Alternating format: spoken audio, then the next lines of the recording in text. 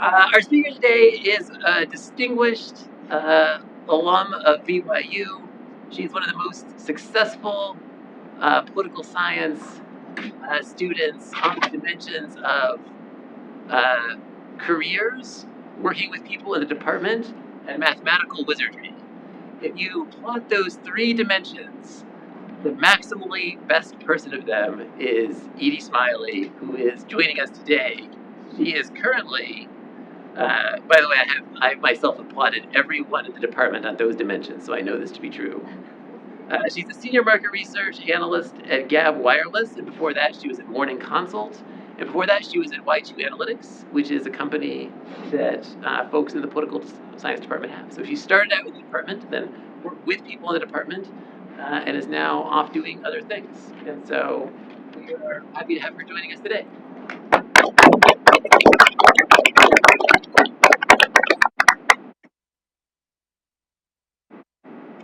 Happy to know that my mathematical wizardry is now reduced to searching about R coding packages on ChatGPT. So maybe regressed a little bit since BYU, but you know, I'm surviving. Let me just get this set up really quick, but I understand that I'm the first speaker of this semester, which is an honor. Oh, sorry. HDM, I clicked on the wrong button. Lightning round of questions for Edie after her presentation. Okay. Perfect. I have to admit that my ego has taken a blow in the last 30 minutes because when I pulled into the parking lot by the MOA, there was a parking attendant at that booth. I feel like there's no one there typically, but they were like, no students allowed. So I go up there, I'm like, I'm giving a lecture at the Kennedy Center, and he's like, okay, yeah, go ahead. I'm like, wait, I don't look young enough to be mistaken for a student anymore. So that was humbling. But yeah, today I'm here to talk about my career in market research.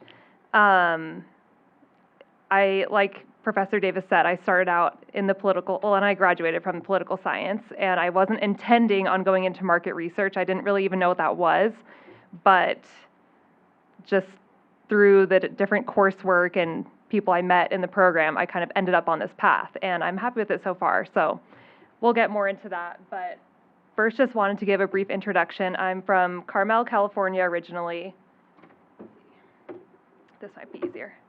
I started at BYU 10 years ago, crazy, and I served a mission in Japan. I graduated in 2020, which was kind of a rough time to be graduating and trying to find a job, so it kind of started out traumatically, but you know, I hope it will be better for you guys than it was for me.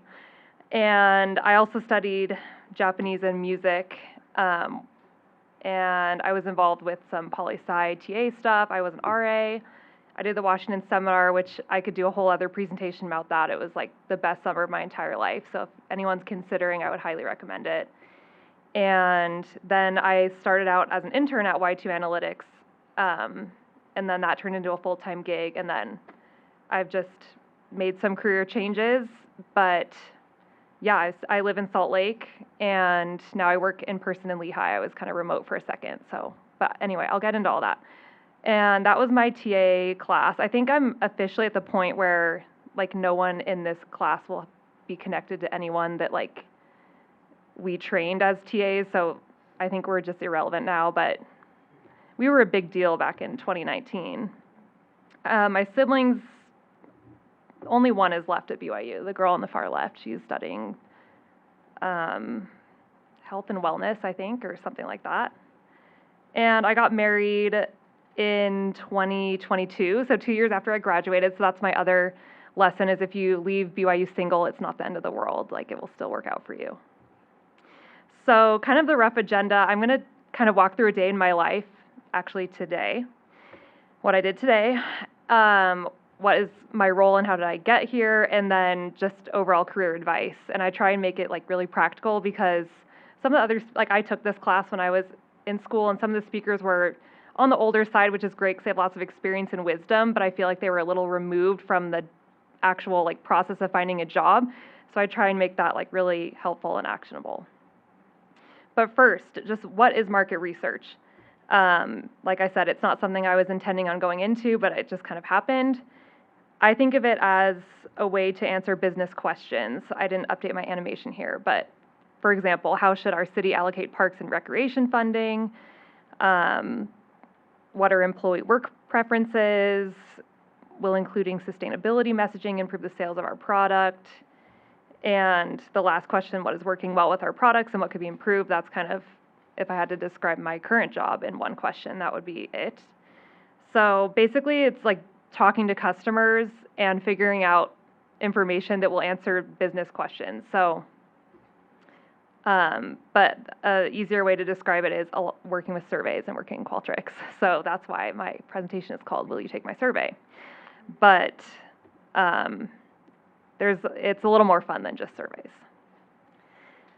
Some companies in the market research industry I've listed here. Kantar and Ipsos are probably like the big names. I hadn't even heard of them until I started working at Morning Consult, which was smaller, but I know like Nielsen, I know the Marriott School, like the marketing program places people there. So Qualtrics, obviously, I'm sure everyone's familiar with that. So there are lots of other companies, and these are agencies that focus on market research, and when you work for one of these companies, you're working for clients, so it's kind of similar to like consulting, like a Deloitte, that kind of thing. But since I joined Gab, I'm now on the company side of research, so now I'm kind of in-house, like kind of thinking of like a lawyer, like they'll work at a law firm, but then like Spotify retains its own lawyers, for example. So I kind of made that shift from like the agency side to the in-house side, and that's been really awesome.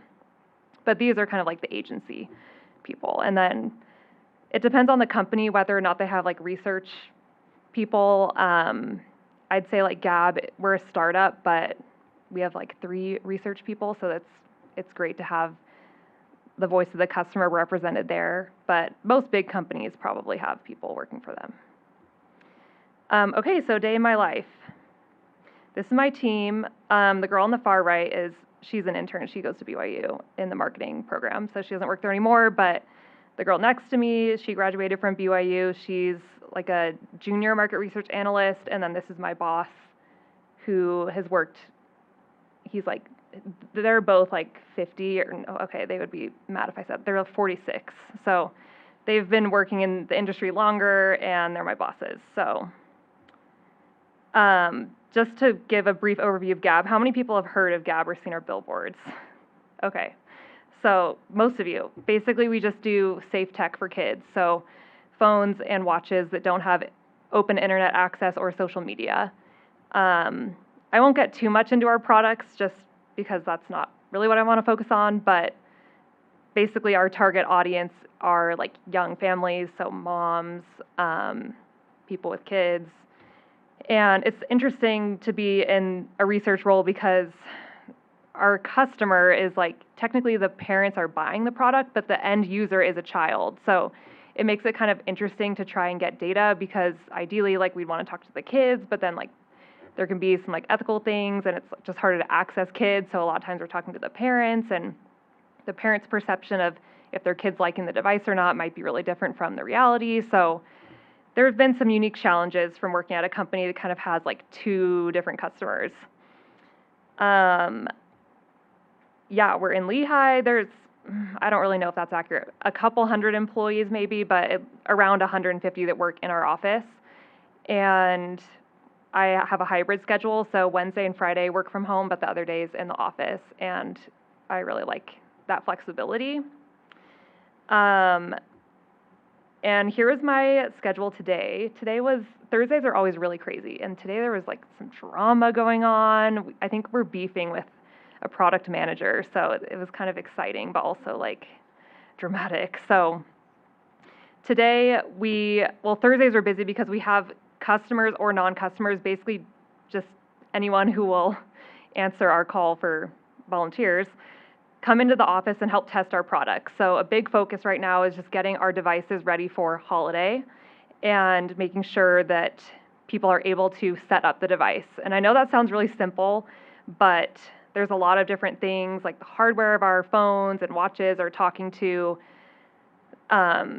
like through the Bluetooth and the Wi-Fi, and there's like third-party software that it's communicating with. So there's just a lot of moving parts, and it's different if you order the device on Amazon versus on our website. So there's just a lot of things that can go wrong, and when things go wrong, people contact our customer service team, and then if 100,000 people are contacting customer service on December 26th, it's not going to go well. So we're really trying to get ahead of that, and so we had people come in this morning and test our phones, and it didn't go super well. We're kind of testing some new software, so there are like bugs and stuff like that we're finding.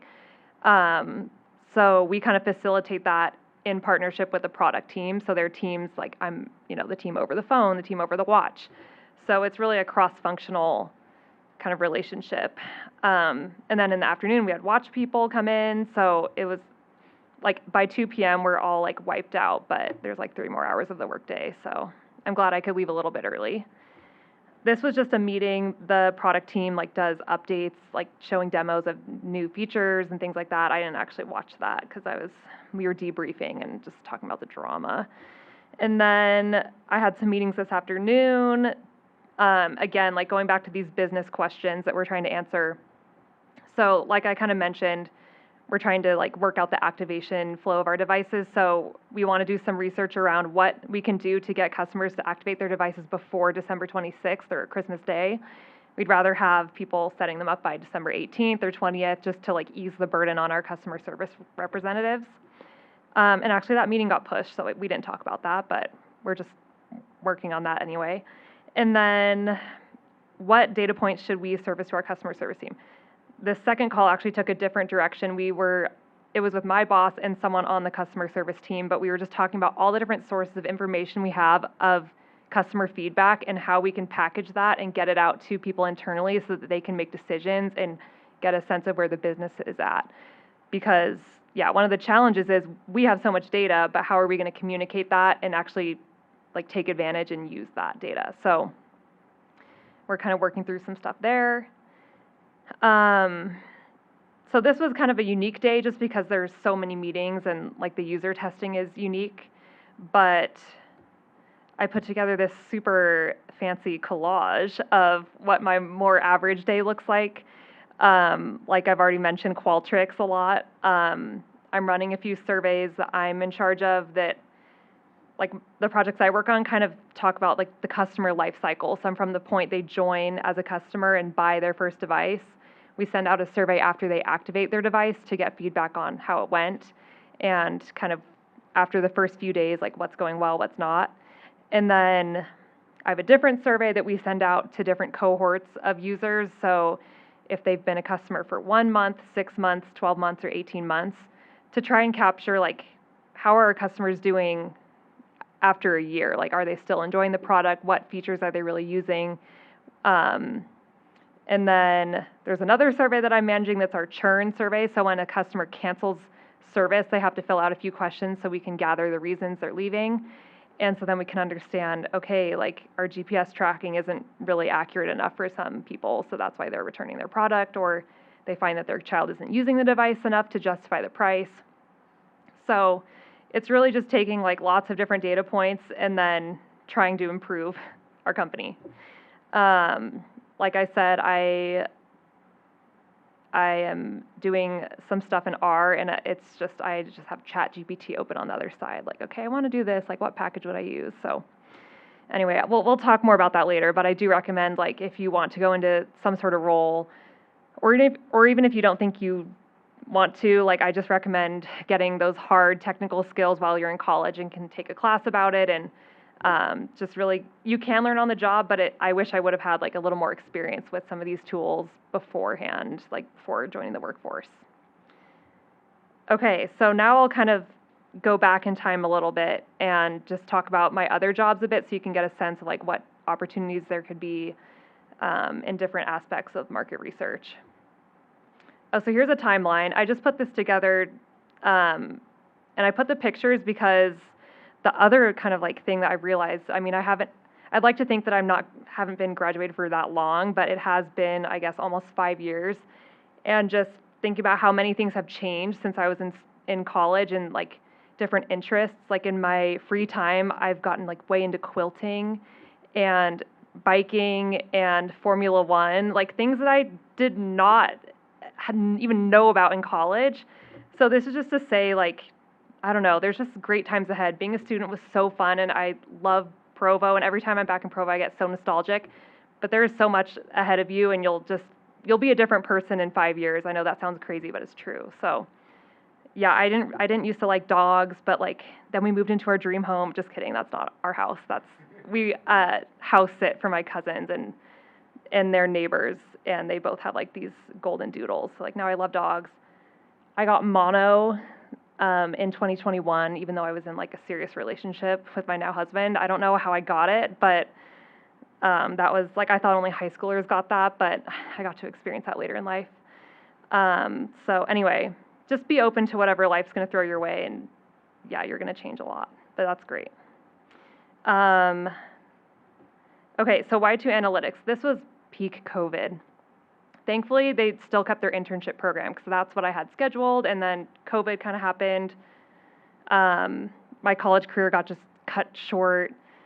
The day like everything shut down, my inner tube water polo team, it suffered its first loss.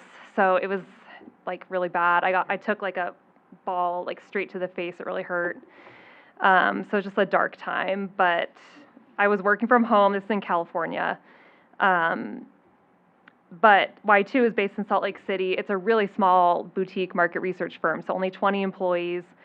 It was started by BYU professors, and they do a good mix of corporate, municipal, and political projects. So I was mostly working on municipal stuff. So like we do a study for the city of Spanish Fork or Ogden and different things like that. And it's kind of interesting. Like I live up in Mill Creek Holiday area, and they're building a city hall in Mill Creek. And it's funny because I remember doing a study about whether or not they should build a city hall back in the day. So I'm like, oh, now they're building it. Like I know our research went into that. So that was really fun. I learned a lot. I was a data analyst. That was my title. So that's where I learned to program in R in the first place. I had only touched Stata in college, and I think they've like transitioned to teaching R in Poly 328. I know it's not even called that anymore, but yeah, just I was doing all the grunt work, but at Y2 it was cool because I had the chance to work on projects from start to finish.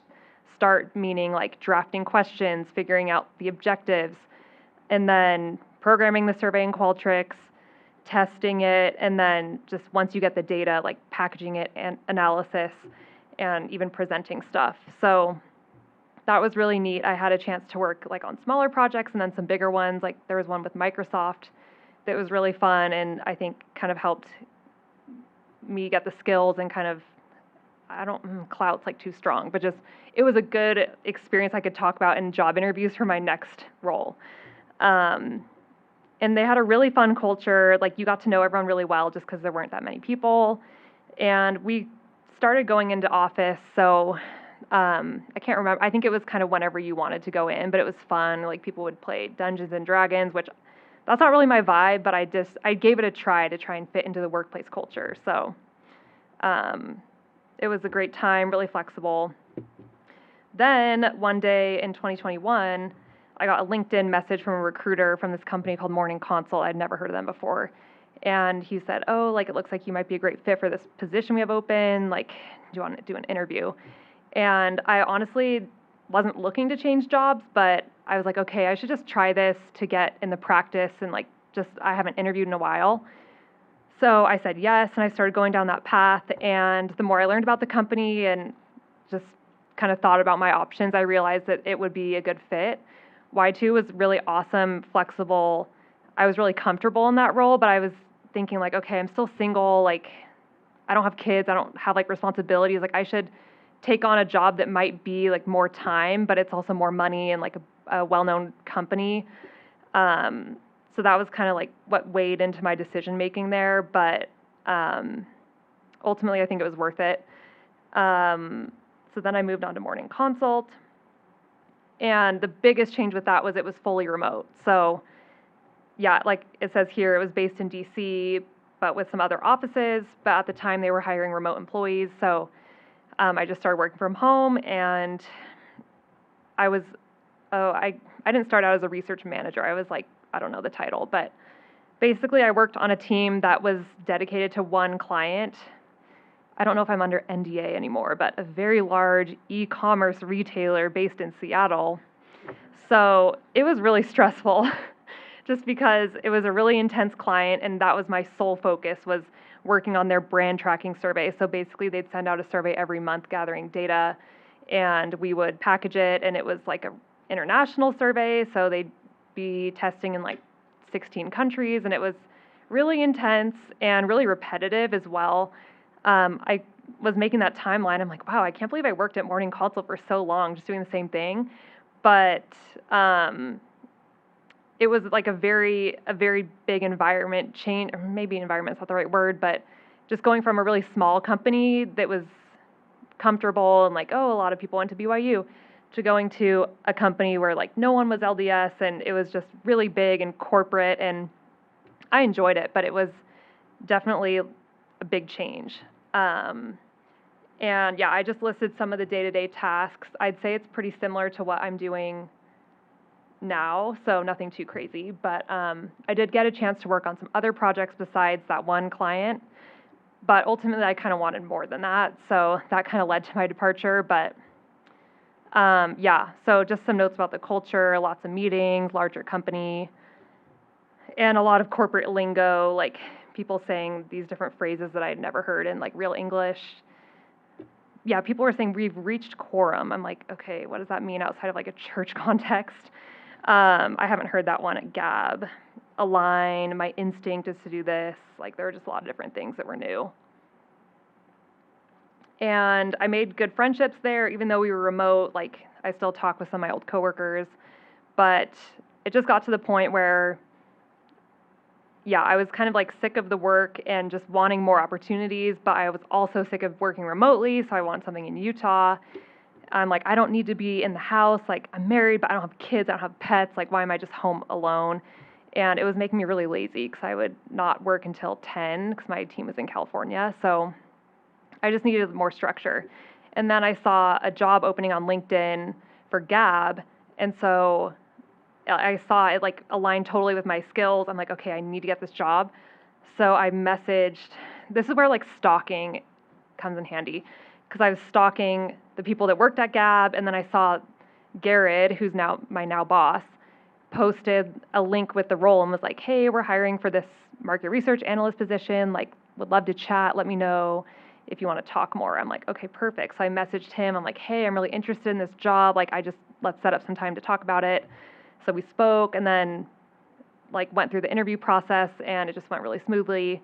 And yeah, so then I got the job. But I do think that reaching out and that like being proactive about it really helped. And also, Y2 Analytics, my old employer, was kind of trying to sell, or like, I don't know, they were kind of trying to get Gab to use Y2. And so Garrett had some meetings with my old boss, and so Garrett had said like, oh, like this girl Edie, like, do you know about her? And Scotty, the boss at Y2, was like, oh yeah, Edie, she's great, yada yada.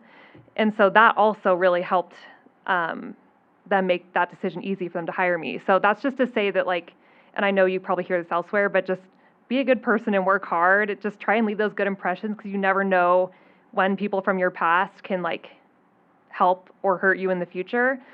So especially like if you're in an industry that's pretty small, like it's a small world, especially in Utah. So just try and leave a good impression, and it might come help you later in life.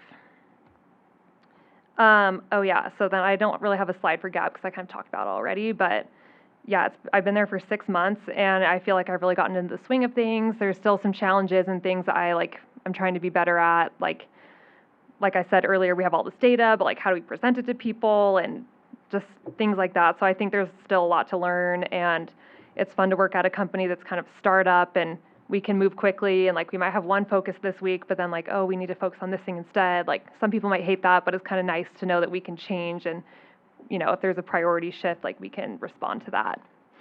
Okay, so career advice and suggestions. Okay, and this is where I start to be a little bit removed from the environment, but I don't know how many of you are applying to jobs and if like there are a lot of fully remote jobs still, but this is just my caution that you really need to like take a personal inventory and really think about your personality before you commit to anything that's fully remote. I feel like I could do well in that environment because I'm kind of an introvert at heart, and I don't need that social interaction to like fuel me. Um, Also, one thing that really helped about Morning Consult is that everyone was working remotely. Pretty much the worst case scenario in my mind would be everyone is working in person except for you, because I feel like you're just going to be left out of the conversation. Um, when people think of their coworkers, they're not going to think of you first. So, in terms of like progressing in your career, I think it's good to be in the room where it happens, to work in one musical reference. And then also just be realistic with your plans. Okay, this is kind of like what remote work looks like. Just my be real is so boring. By be realistic, I kind of mean like a lot of people, at least back in when COVID like was first happening, people like when school got canceled for 2 weeks, we were like, this is gonna be sick. We're gonna go on all these ski trips and do all this stuff. And I feel like with work from home, some people are like, I'm gonna go like work from Europe, and like that's great if your company will do that, but again, I feel like in the beginning stage of your career especially, you just need to work on like making a good impression, work hard, be nice. And so is going to Europe for a month and working remotely, like is that really going to help you make that good impression? Depends on the company, so I'm not going to say yes or no, but I think you can tell where I'm leaning, like probably not. So just be really realistic if that's something you want. And if you want it, that's great, because it's great that it's opened up opportunities for you to live in Utah and work for a company that's really big and not based in the big city or whatever. So, but you just need to think about it. And then, yeah, my work from home essentials. I don't really do Donut Friday anymore. I should treat myself, but tomorrow I'm getting a crown on one of my molars, so that will not be fun. Not a fun Friday. Yeah, and I'm always on Marco Polo talking with my friends that that live out of state now. So, oh, and like working out, I got really lazy with working out and like getting out of the house. So I'm glad I don't have that anymore. Don't have that problem. Okay, so kind of some of my like quick suggestions while you're in college. Gain experiences you can talk about in interviews. I think, and a lot of this stuff I'm sure you guys hear all the time. So, but just get involved in things, so that especially when you're trying to get your first job, you'll have things to point to. It's easier once you get the first job, because then you'll have things from your work that you can talk about. But like I feel like my TA experience came in handy, different projects, research projects, things like that.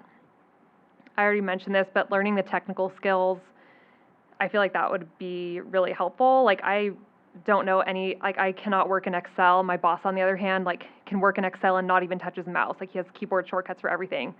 So just getting those skills so you can get stuff done really efficiently. Increase awareness of career opportunities. I felt like being in poli-sci, and maybe it's just how I handle things, but I feel like relative to the business school, like there are fewer opportunities, or maybe just different opportunities than I wanted. But if you want to work in like a business, then go over to the Tanner building and like get involved there.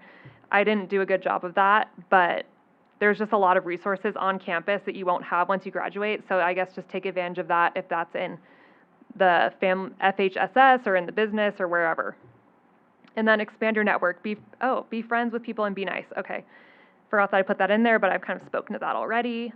It was funny, today one of the people that came in to test our phones was actually someone I knew from poli-sci, so I haven't spoken with him in years, but just, yeah, like you don't want to burn any bridges because you never know who you'll run into.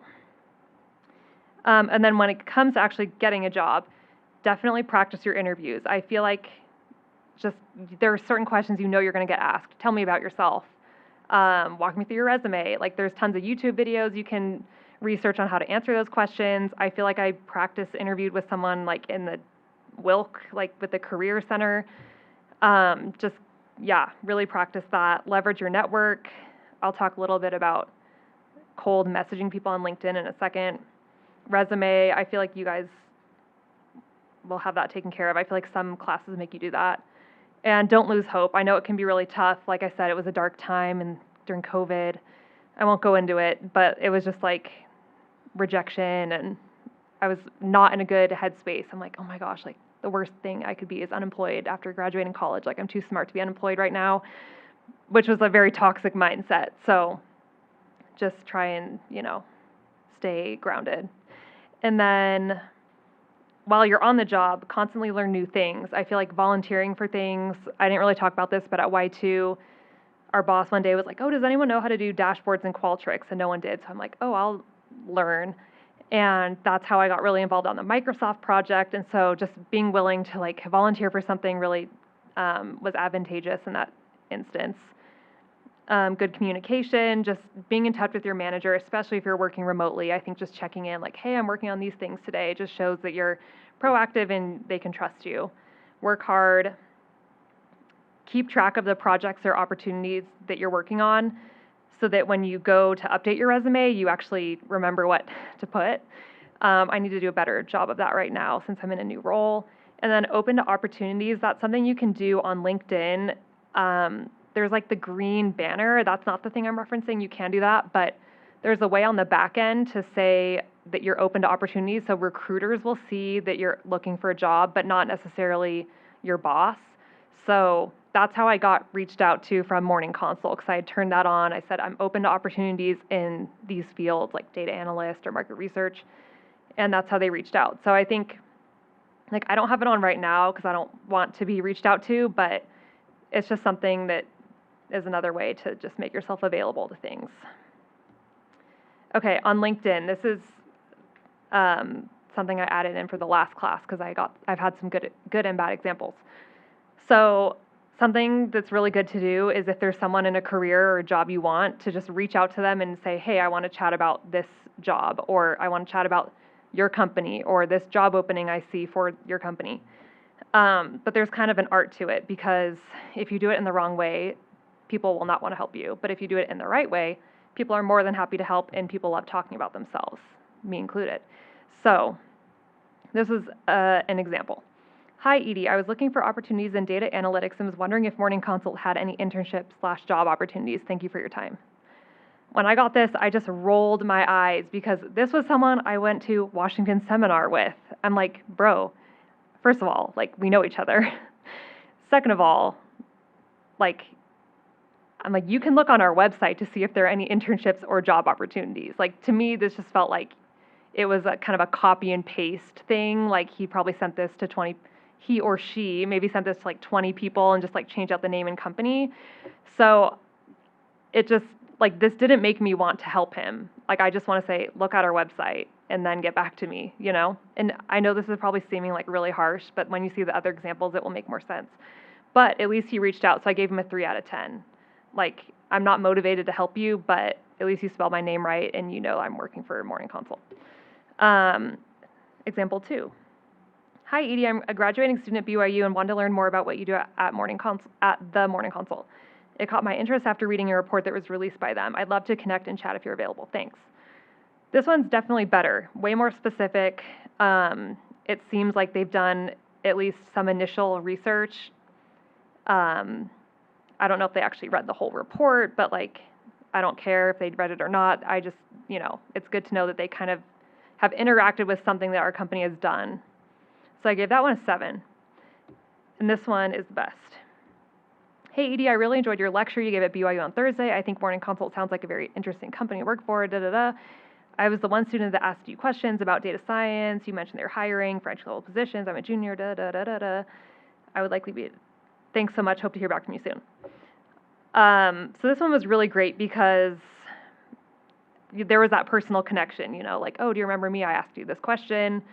And, there's obviously a lot of personal detail, but seemed like really motivated. And I don't remember who sent this to me, but there is one girl that like I helped get a job, and she still works at Morning Consult, and she's like a superstar. So I'm like, okay, my legacy can live on. But that's the kind of message that someone will really react well to. And it doesn't need to be this, obviously there's like a lot of detail here. If you send something like example 2, that's awesome as well. But just, I think the message that I want to give with this is just put in like effort, do the minimum, like look on the website, just show that you're motivated and just go like a little bit above and beyond like the chat GPT or like the copy paste. So that's my example. So now I'll just turn it over to questions. Yeah. Slide there. I feel like, is it annoying if it's super wordy? Like, I don't think, not for me. okay. Some people that are like really busy or something might want it to like be shorter. That's why I think like if you send this, like it's, great. This was like really specific, but I think it's okay because it was like really, like I'm gonna remember that person. But yeah, you do need to think about like how busy they are gonna be or whatever. But Okay. yeah, good question. Let's go here. So with learning some of the hard skills like Stata and R and things like that. Oh, sorry. So for learning some of the hard skills like Stata and R, so I know we do have like classes on campus, but if someone is either like about to graduate or interested in learning like outside of a classroom setting, do you have any recommendations on like where we can go for that? Yeah, that's an interesting one. I know I've done stuff on Data Camp before, and I think it was really helpful, but it was just hard for me to like make it stick when it was in that setting. But I think if you had the right motivation, like it could be useful. So something like a Data Camp, or I know there's like boot camp programs you can do. Like the U has like a 12-week like data analysis boot camp, like things like that. That obviously you have to pay for. But I think there's a lot of free resources as well. Like at least with our stuff, it's so open source. But if you want something that's like I do better with more structure, so like the Data Camp was good, but I think the motivation has to be there. I probably was trying to do it, but wasn't like coding is not my passion, so it was harder for me to like really get into it. But now I'm kind of like, okay, it could be helpful if I had those skills. But with AI, like it's really changed so much. Like I can just search exactly what I want, or like, hey, here's the table I have. Like, how can I make this calculation? So that's not to say that you should only rely on that, because I feel like it's helpful for me because I know like the basics. But yeah, leverage AI as well. Someone over here have a question? Yeah. I can just talk loud. Okay. The reason they want us to use this microphone is for the Recording. Okay. My question was, I know on LinkedIn, like when you reach out to people and you connect with them, you can only make it 200 Yeah. words, which like sometimes I'm like, I don't know what to say in 200 words. So if you just have like any advice on that, like I don't know if this example is 200 words or if it has to be concise, what's like the best thing that you would recommend to say? Let me pull something up because, never mind. The internet, I'm like on the guest one, so I think you it's, want to just go to the other screen. yeah. Well, but I need to log into my LinkedIn, so. Oh. Anyway, I had to do that when I reached, and I don't even know if it would be on there, because when I reached out to my now boss on LinkedIn, I was limited by that because I couldn't just message him. So I think I just said like, hey, I don't know, I just very bare bones, like, I saw you posted this, like, would love to connect and chat more. So that is one, yeah, thanks for reminding me, because that is one struggle, like if you're not connected with them or whatever, it is limiting. But yeah, I think just get to the main point and pray that they check LinkedIn often.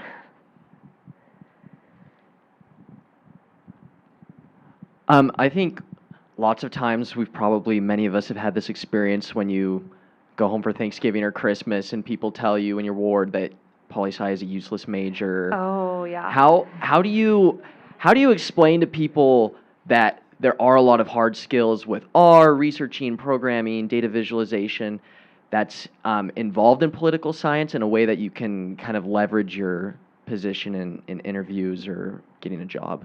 Yeah, that's a really great question, because I feel like, well, I don't know. I will say this, like a lot of people at the companies I've been at did study political science and like other maybe like liberal arts majors. So yeah, I think it's tough when people are asking that maybe aren't as familiar, but I think just like you kind of described, like political science, there is like politics to it, but there's also like the research side of it, and that, can be leveraged for like data science and like other opportunities. So that's not a great answer, but I think the way that you were talking about it is just what maybe you can explain to people. But yeah, it is it does take extra effort to like lean into that stuff because I know that like everyone was dreading taking Poly through 28. So I don't know. I was dreading it too, but then I actually like got a good grade. I was surprised.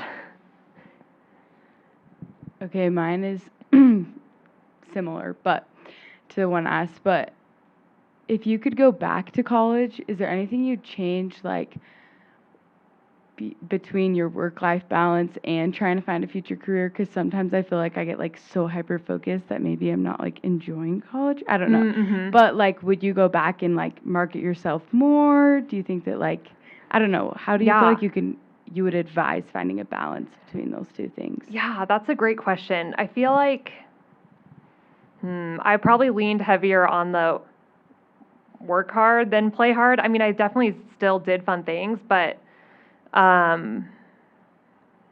this is a tough one. I think just being really efficient with your time, like I would always go to like the quiet part of the library and like I think separating out like, okay, I'm really going to focus on this homework when in the morning when I know that I'm really focused and just like stay on campus all day so that you can have the evenings to do stuff.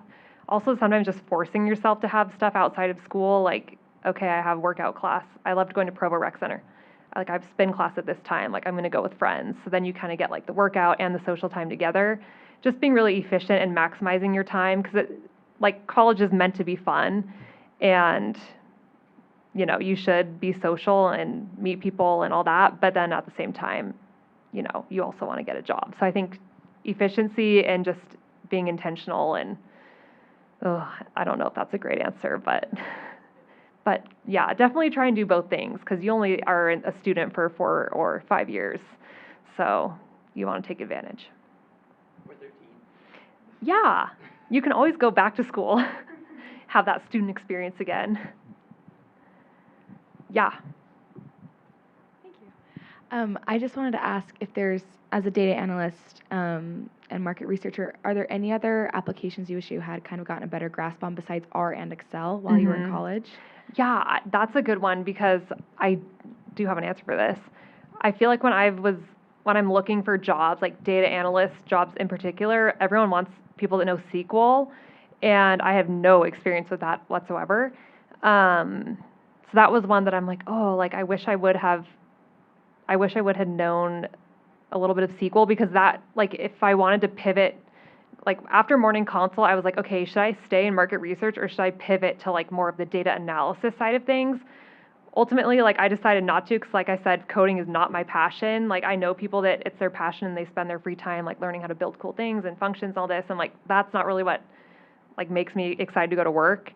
So, but if I had known SQL, I could have maybe gotten like an entry-level data analyst job somewhere else, and maybe I could have gotten those skills that would lead me more down like a data science specific path. But I feel like market research is a good mix of like art and science because it's kind of like the English, like with the surveys and things, like you're really crafting questions and language and wording, but then there's the analysis side too. So that's one thing I like about it is I can do enough stats to be helpful, but like I don't have to be like a PhD in IS or something. So any other questions? Oh, I guess we don't have time for lightning round. My bad. Well, You can ask me like 3 questions from the lightning round. lightning round. People can also just leave during lightning round. Well, True. what's the following thing? Are there any other questions? This is just for fun. What's your favorite F1 team? Ooh, this is a good question. Okay, I'm really like Team Papaya because I like Oscar, Oh. but I also love Lewis. So How do you feel about the team switch then? I don't know because red's not my color, but like I don't know. I could join the Tifosi maybe. I don't know. They're lots of fun. I answered that question without saying any team names. Like that was kind of impressive of me. Like just niche references only. Well, like, let's thank Edie, and then if you want to stay and ask any lightning round questions, we can do that optionally. But let's say, round of applause. Thanks so much. Thank you. And you can reach out on LinkedIn. I hope that wasn't like so intimidating. Like if you want to chat more or like feel free to reach out, especially if you're in this class. Like I'm a nice person, but that number one, that first example just made me so mad because I was like, oh my gosh, like I know you first of all, and second of all, like, yeah, anyway. feel free to reach out.